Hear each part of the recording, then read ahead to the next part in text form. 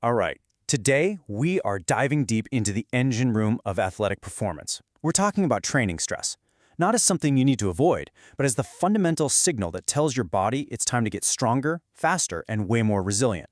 Let's get into how we can harness this incredible force. You know, this quote just sets the stage perfectly. Stress isn't the enemy here. It's literally the entire point of training. What we're doing is applying a stimulus to disrupt the body's normal state, its equilibrium, and then with the right recovery, the body adapts so it's better prepared for the next time that same stress comes along. It's a beautiful process. And that, right there, is the million-dollar question for every single coach and athlete, isn't it? How do we find that productive sweet spot? Applying just enough stimulus to force an adaptation, but not so much that we cause burnout or, even worse, injury. That's exactly what we're going to unpack today. To even start to answer that question, we've got to make sure we're all speaking the same language. You hear terms like training load or workload thrown around all the time, but to be really precise about this, we need to break them down into two very distinct components. Okay, first up is the external load. This is the straightforward part, right? It's the objective physical work. It's the program you see on the whiteboard, the weight on the bar, the distance you run, the speed you're supposed to hit. It's the plan. It's simply what you do. But here's the thing, that external load, it's just the input. The internal load is where the magic happens.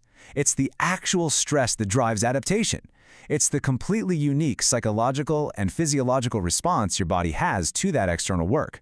So it's not just what you do, it's what your body experiences.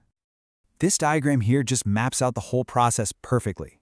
You can see exercise right at the top. That creates your external load. But then, look at how that load gets filtered through all these individual factors, your current fitness, your stress levels, how you slept, to produce the internal load. And that is what ultimately leads to adaptation and the training outcomes we're all chasing. So the absolutely crucial point is this. The exact same external workout can produce a radically different internal load. Let's say the plan is 5 sets of 5 squats at 80%. That's the external load. But maybe you had a terrible night's sleep. Your rating of perceived exertion, or RPE, might be a brutal 8 out of 10. Now, on a good day, that very same workout might feel like a 6. The work is identical, but the effect on your body is totally different. So this idea brings us perfectly to a really elegant model that helps explain how our performance changes over time. It's called the fitness fatigue model. The core idea here is really simple, but it is so profound. Anytime you train, you are doing two things at the exact same time. You're stimulating a fitness adaptation, which is, of course, a positive, but you are also accumulating fatigue, which is a negative. So your readiness to perform at any given moment, what scientists call preparedness, is basically the outcome of this constant tug-of-war. Think of it as your fitness level minus your fatigue level.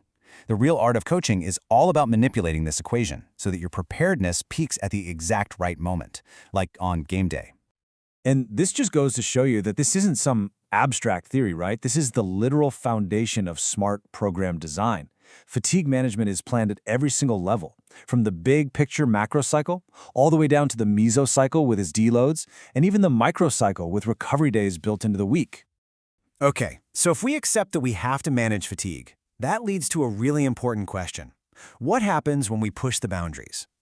With these models in mind, we can now clear up some of the most misunderstood and misused terms in all of sports science: overreaching and overtraining. The key thing to get in your head is that fatigue isn't just one thing. It exists on a spectrum. And intentionally pushing into a state of fatigue isn't just expected. It can be a planned, highly productive part of the training process, but only up to a certain point. So here's how that whole spectrum breaks down. First, you've got acute fatigue. This is just normal tiredness after a tough workout. No big deal. Next, you step it up to functional overreaching, or FOR. Now, this is the good stuff. This is a planned, temporary dip in performance. You push really hard for a block, then you deload and you bounce back even higher. That rebound is called supercompensation. But if you push too far for too long, you slip into non-functional overreaching, NFOR. Now, performance drops for weeks, maybe even months. This is the danger zone. And way at the far end, you have overtraining syndrome, or OTS, which is a severe chronic state that's actually pretty rare. Okay, so that's all the theory. But how do we actually use this knowledge to make better decisions in the real world, day in and day out? Well, the real payoff of understanding all this is that we can finally stop guessing. By integrating these concepts, we can start to systematically monitor an athlete's response and actually guide the adaptation process with way more precision. So how do we track the effect of training? We've got a whole toolbox. We can use subjective measures, like just asking an athlete for their RPE, which is incredibly simple but powerful. And we can pair that with objective measures, like a counter-movement jump test, where a dip in jump height can be a super reliable sign of neuromuscular fatigue. And once you have that feedback from monitoring, that's when you can intelligently adjust the cause, the external stimulus. This might mean taking a planned deload week, or maybe structuring a deliberate block of overreaching before a taper. Or it could be as simple as using autoregulation to adjust that specific day's workout based on how the athlete is feeling and performing right then and there. This brings us to the key question, the one that every single coach and athlete should be asking themselves constantly. Are you just measuring the work, the sets, the reps, the weights, or are you also measuring the effect of that work? Because that second part, the internal load, that is where the real magic of adaptation happens.